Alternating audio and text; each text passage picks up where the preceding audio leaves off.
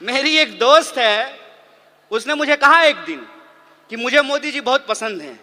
हमने कहा कि तुमको हम ना पसंद हैं यह बात कोई दिक्कत नहीं है, लेकिन तुमको अगर मोदी जी पसंद हैं तो एक बात हम तुमको कहना चाहते हैं, ईश्वर करें कि तुमको मोदी जैसे ही पति मिले।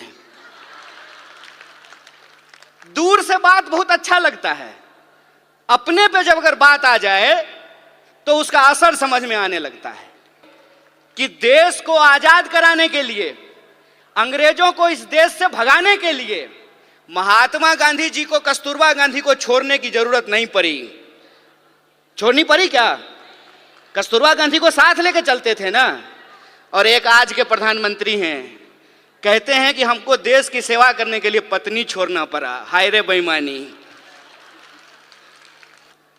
आप मुझे बताइए, जो महिलाएं ये कह रही थी कि बृजभूषण जी ने कुछ नहीं किया, रह पाएंगी बृजभूषण के साथ?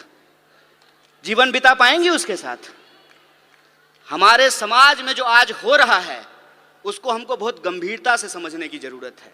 आपने देखा, सारी जो एंकर हैं वो टीवी पे क्या कर रही हैं? वो कह रही हैं कि मणिपुर पे आप बोल रहे हैं, राजस्थान पे नहीं बोल रहे हैं। अरे राजस्थान क्या, दुनिया के किसी कोने में अगर महिलाओं के ऊपर कोई अत्याचार होगा तो बिना किसी राजनीतिक लाग लपेट के उसके ऊपर सवाल खड़ा करेंगे, उसके खिलाफ बोलेंगे ये हमारा हक है। आप ये व्हाट अबाउट रीच कर रहे हैं, आप ये दिखाने की कोशिश कर रहे हैं कि चोरी हो जाना, डकैती हो जाना और बलात्कार हो जाना एक है। नहीं है एक। किसी का पर्स मारा गया और किसी के साथ बलात्कार हुआ, ये दोनों अपराध एक है क्या?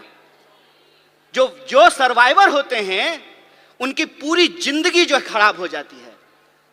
सवाल सिर्फ शरीर का नहीं है, सवाल उनकी मानसिकता का है, सवाल साइकोलॉजी का है। इस बात को हमको समझना पड़ेगा।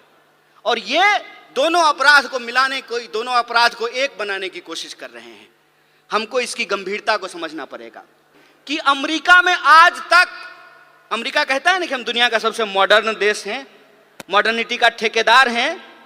अमेरिका में आज तक कोई महिला राष्ट्रपति नहीं बन पाई है और हमारे यहां महिला राष्ट्रपति बनी और उसी आधार पे भाजपा को कहने का यह हक मिला कि हम एक आदिवासी को राष्ट्रपति बना रहे हैं। बोलिए, लेकिन प्रश्न यह है आज हमारे सामने कि एक आदिवासी को अगर इस देश का राष्ट्रपति बनाया गया है तो मणिपुर में जब अत्याचार हो रहा था तो माननीय राष्ट्रपति ने अपने मुंह पे क्यों चुप्पी साध रखी है? यह राजनीतिक चुनौती है।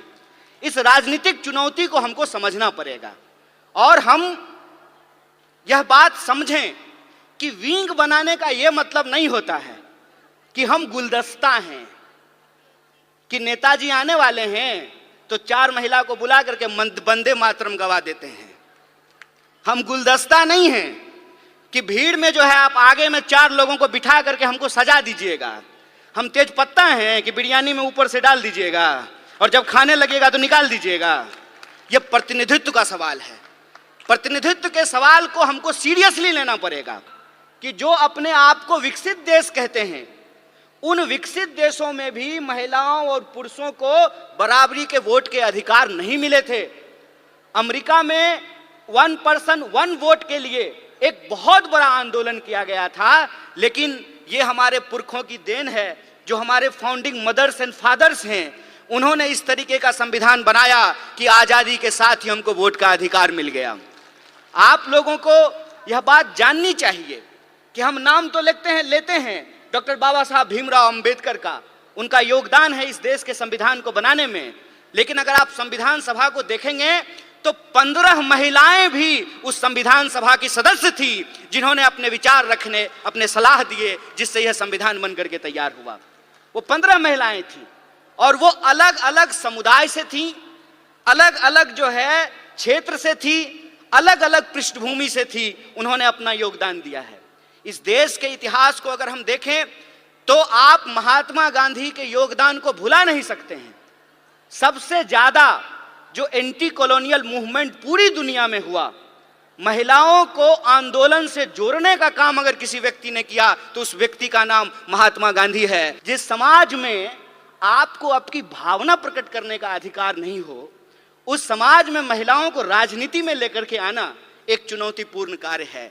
और हम जितना आगे बढ़ रहे हैं, यह जो विचार वाली बात है, जो ये कहता है निर्भया कांड के दौरान कि अगर वो उस बलात्कारी को भैया भैया कह करके माफी मांगती तो उसकी जान बच जाती, उसी मानसिकता के लोग जब आज सत्ता में बैठे हुए हैं, तो आपको लगता है कि निर्भया के न्याय के लिए जो कानून आया वो कानून बन पाता?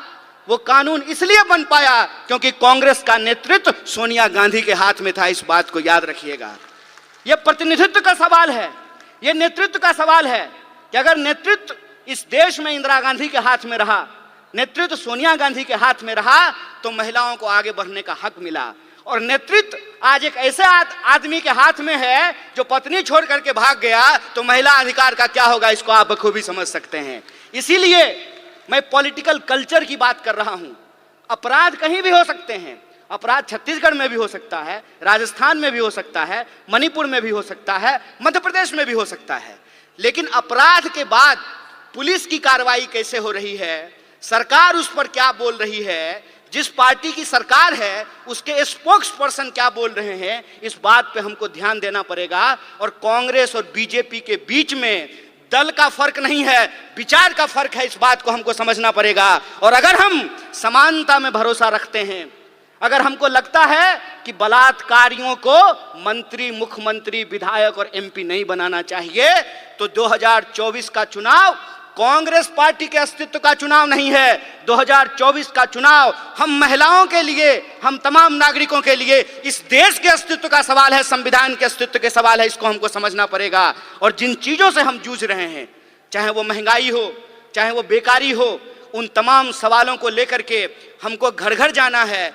और जो संविधान ने जो हमको अधिकार दिया है, समान अवसर का, सम्मान का, एकता का, भागीदारी का, उसको हमको आगे लेकर के जाना होगा। और जो नारा आपने लगाया है, आधी आबादी पूरा हक, अपनी पार्टी और एनएसवाई के तरफ से इस मांग के साथ हम पूर्ण समर्थन में खड़े हैं और आप किस लड़ाई में कंधे से कंधे मिला करके आपके साथ चलेंगे। इन्हीं शब्दों के साथ अपनी बात को खत्म करूंगा। शुक्रिया। इनकलाब जिंदाबाद। जय हिंद, जय कांग्रेस, जय महिला शक्ति।